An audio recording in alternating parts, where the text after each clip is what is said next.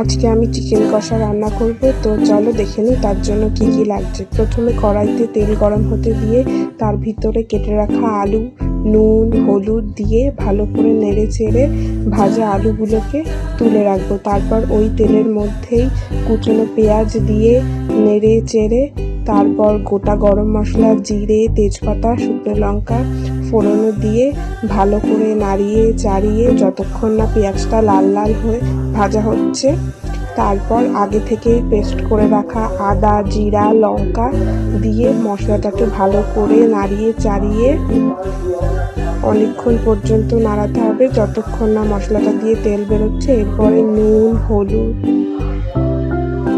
দিয়ে তারপর জিরে গুঁড়ো, ধনে গুঁড়ো,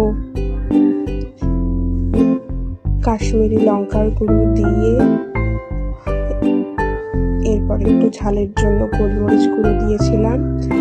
তারপর এটাকে ভালো করে নাড়িয়ে চাড়িয়ে আগে থেকেই নুন হলুদ দিয়ে ম্যারিনেট করা চিকেনটাকে দিয়ে ভালো করে নাড়িয়ে নাড়িয়ে যতক্ষণ না চিকেনটা দিয়ে তেল ছাড়ছে ততক্ষণ পর্যন্ত নাড়াতে হবে। তারপর আগে থেকে ভেজে রাখা আলুটা দিয়ে চিকেনটার সাথে ভালো করে নাড়িয়ে চাড়িয়ে কিছুক্ষণের জন্য ঢাকা দিয়ে রাখতে হবে। এরপর ঢাকা খোলার পর দেখতেই পাচ্ছ কি সুন্দর চিকেনটা দিয়ে তেল ছেড়েছে। আমি কিন্তু এখানে কোনো জল অ্যাড করিনি, কারণ আজকে আমি জল ছাড়া চিকেন কষা রান্না করব।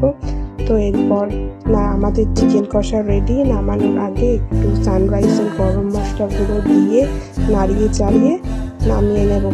তো ফাইনালি আমাদের জল ছাড়া চিকেন কষা রেডি।